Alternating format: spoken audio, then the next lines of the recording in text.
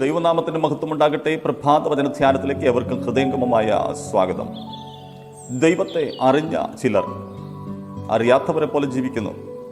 ദൈവത്തെ അറിയാത്തവർ അങ്ങനെ തന്നെ തുടരുന്നു. അറിയുവാൻ അവസരമുണ്ടായിട്ടും, ആരാധിക്കുവാൻ അവസരമുണ്ടായിട്ടും, നല്ല വഴിയിലേക്ക് തിരിയുവാൻ അവസരമുണ്ടായിട്ടും അതിനെ ശ്രദ്ധിക്കാതെ ദൈവവചനത്തെ വകവയ്ക്കാതെ പോകുന്നതായ അനേക ആളുകളെ കാണുവാൻ കഴിയും.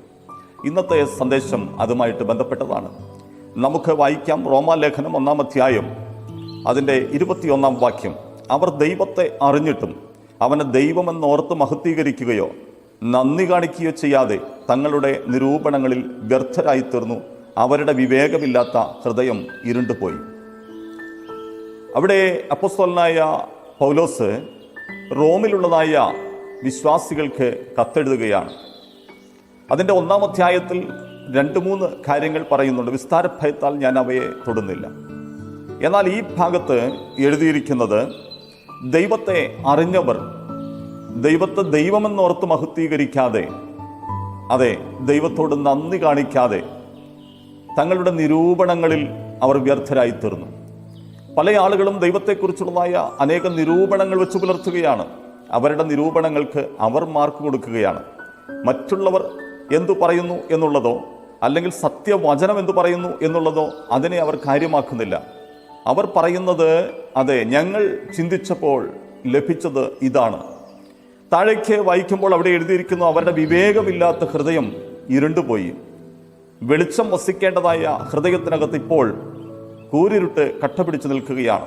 കാരണം വെളിച്ചത്തിലേക്ക് വരുവാൻ അവർ ഇഷ്ടപ്പെടുന്നില്ല. അടുത്ത വാക്യം പറയുന്നത്, ജ്ഞാനികൾ എന്ന് പറഞ്ഞുകൊണ്ട് അവർ മൂഢരായിപ്പോയി. ചെല്ലുന്നിടത്തെല്ലാം അവർ പറയുന്നത് ഞങ്ങൾ വലിയ ജ്ഞാനികളാണ് എന്നുള്ളതാണ്.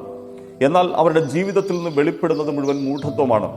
അങ്ങനെ മൂഢത്വത്തിൽ ജീവിച്ച് മുൻപോട്ട് പോകുന്നതായ അനുഭവം, അറിയുവാൻ അവസരമുണ്ടായിട്ടും അറിഞ്ഞത് പ്രായോഗികമാക്കുവാൻ സാധിക്കുമായിരുന്നിട്ടും അതൊന്നും ചെയ്യാതെ മൂഢത്വത്തിൽ മുൻപോട്ട് പോകുകയാണ്.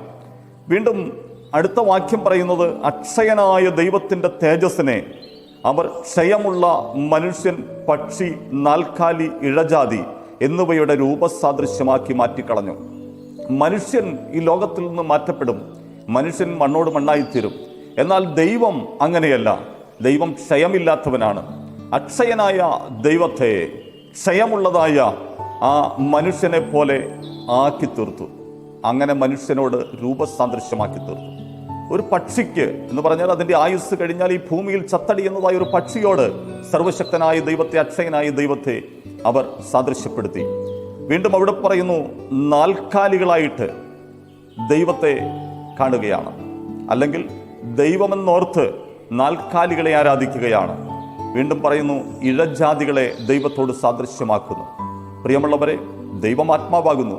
ദൈവത്തെ ആരാധിക്കേണ്ടത് സത്യത്തിലും ആത്മാവിലുമാകുന്നു.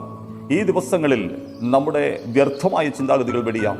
നമുക്ക് അക്ഷയനായ ദൈവത്തെ തിരിച്ചറിയാം. അതിനായി കർത്താവ് സഹായിക്കട്ടെ. പരിശുദ്ധ ദൈവമേ, സ്വർഗീയ പിതാവേ, ഈ പ്രഭാതവും പകലും അങ്ങയുടെ ജനത്തിന് അനുഗ്രഹമായി മാറട്ടെ. സത്യത്തിലേക്ക് നയിക്കണമേ, വെളിച്ചത്തിലേക്ക് നയിക്കണമേ, സത്യ ആരാധനയിലേക്ക് നയിക്കണമേ. തൃക്കരങ്ങളിലേക്ക് താഴ്ത്തുന്നു, യേശുക്രിസ്തുവിൻ ധന്യനാമത്തിൽ തന്നെ. ആമേൻ. God bless U.